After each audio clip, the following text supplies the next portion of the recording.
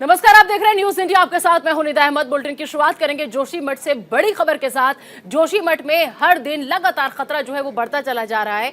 एक दिन में 44 और मकान ऐसे हैं जिनमें दरारें आ गई हैं। दरारग्रस्त जो भवन है उनकी संख्या अब बढ़ करके 723 हो गई है और 131 परिवारों को शिफ्ट किया गया है। 53 परिवार ऐसे हैं जिनको 5,000 की धनराशि सौंपी गई है। सर्वाधिक नुकसान वाले 10 घरों को 1.5 लाख रुपए का आर्थिक मदद की बात जो है वो कही जा रही है कि लोगों को दिया जाएगा 1.5 लाख रुपया। तो दरारग्रस्त भवनों की संख्या अब बढ़ करके 723 हो चुकी है। हालांकि इस बीच अहम खबर ये भी है कि 131 परिवार ऐसे हैं जिन्हें शिफ्ट किया जा चुका है। तो 53 परिवारों को 5,000 की धनराशि भी सौंपी गई है कि 5,000 रुपए महीने के हिसाब से आप अपना खर्चा पानी जो है वो उठाइए।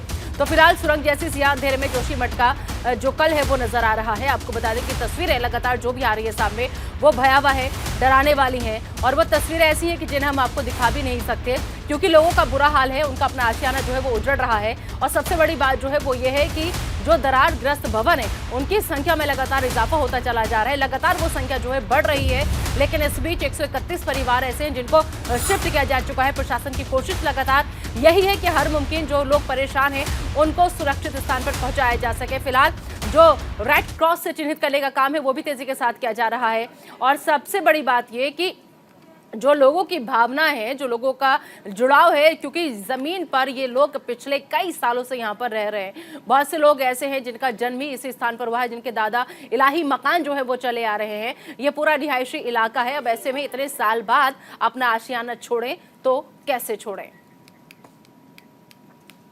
तो उत्तराखंड के जोशीमठ में हालात हर पल बिगड़ते जा रहे हैं। सैकड़ों लोग ऐसे हैं जो अभी तक खतरनाक इमारतों से रेस्क्यू किया जा चुका है और अभी तक 700 से ज्यादा घरों में दरारें देखी गई हैं और जमीन धंसने की जो खबरें लगातार सामने आ रही हैं। इसी को लेकर आज न्यूज इंडिया ने चमोली के डीएम हिमांशु खुराना से खास बातचीत की। उनका क्या कुछ कहना था वो आपको सुनवाते हैं।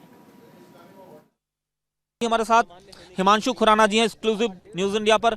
सर, 1.5 लाख का मुआवजा दिया जा रहा है, कितने परिवारों तक ये मुआवजा? देखिए, ये स्थिति डायनामिक है।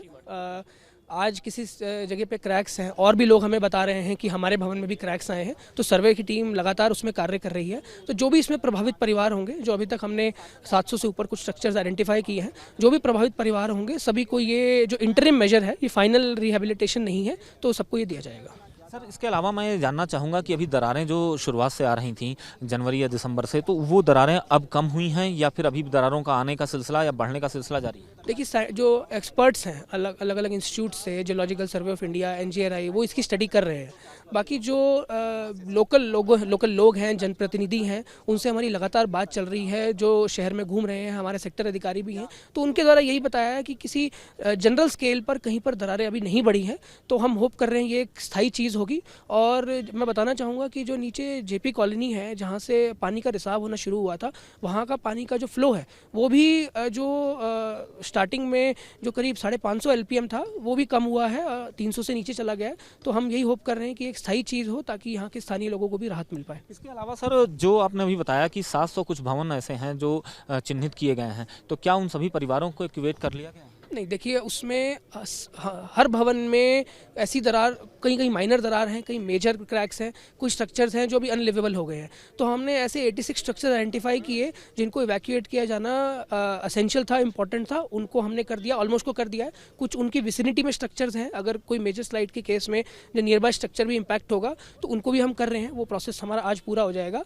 बट उसके अलावा हम वेट एंड वॉच की स्थिति में हैं। लगातार हमारे सेक्टर ऑफिसर्स हैं, हमारे अधिकारी हैं, हमारे जनप्रतिनिधि भी हैं, उनसे भी हम लगातार वार्ता कर रहे हैं कि ऐसी कोई स्थिति आती है जहां पर स्थिति और गंभीर होती है तो वो हमें तत्काल पता चले और हम उसके अनुसार आगे कार्रवाई करें।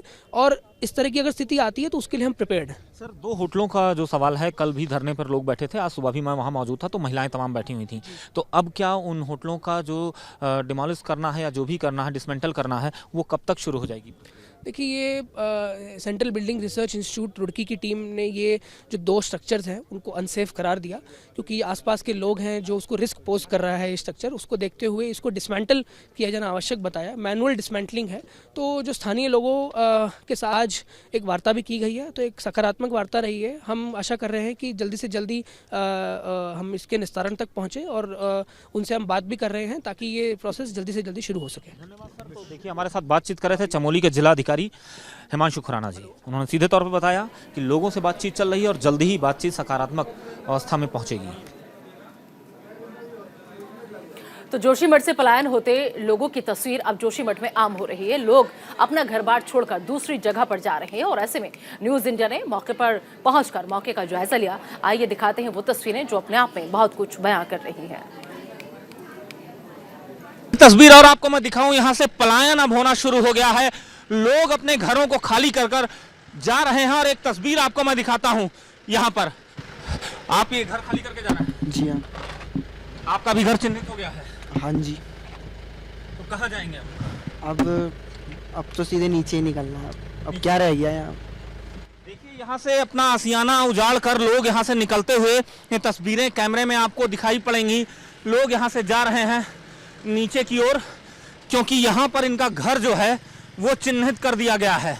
एक एक करके यहाँ से निकलते हुए लोगों की ये तस्वीर है। किस तरह से अपना आशियाना सजाया था, आज उजाड़ कर यहाँ से जाना पड़ रहा है। न्यूज़ इंडिया के लिए कैमरा पर्सन केडी के साथ अजस्र पीयूष शुक्ला, जोशीमठ। तो लगातार तस्वीरें जो है वो आपको हम दिखा रहे हैं कि कैसे दर्दनाक तस्वीरें जो है वो सामने आ रही हैं। लोग जो है परेशान हैं, रो रहे हैं, गम में डूबे हुए हैं, क्योंकि उनको समझ में नहीं आ रहा है कि आखिर वो करें तो क्या करें। जोशीमठ रो रहा है, जमीन घर सब कुछ खो रहा है। देखिए कैसे मकानों में दरारें जो है वो बढ़ती चली जा रही है।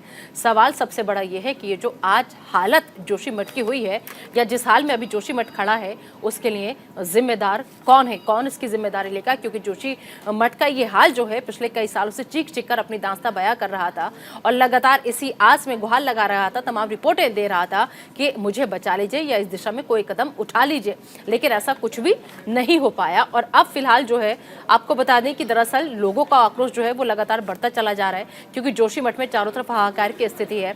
लेकिन सबसे बड़ी बात ये कि यहाँ पर अभी तक एक के बाद एक लोग पहुंच रहे हैं, अधिकारी यहां पर पहुंच रहे हैं, नेताओं का जाने का सिलसिला जारी है, लेकिन लोगों का जो आक्रोश है वो कम नहीं हो रहा है, क्योंकि लोग जो हैं वो लगातार आक्रोशित हैं, प्रभावित हैं, बोल रहे हैं कि राहत के नाम पर सिर्फ सरकार जो है वो हमें दर्द दे रही है। और ये जो तस्वीरें हैं, ये तस्वीरें हैं उन लोगों की जो ये कह रहे हैं कि जब तक हमें उचित मुआवजा नहीं दिया जाएगा, जब तक हमारी मांग नहीं मान ली जाएगी, चाहे सर्दी हो, बारिश हो या बर्फ क्यों ना पड़ जाए, हम यहाँ पर ऐसे ही अपनी मांगों को लेकर यहाँ पर बैठे रहेंगे।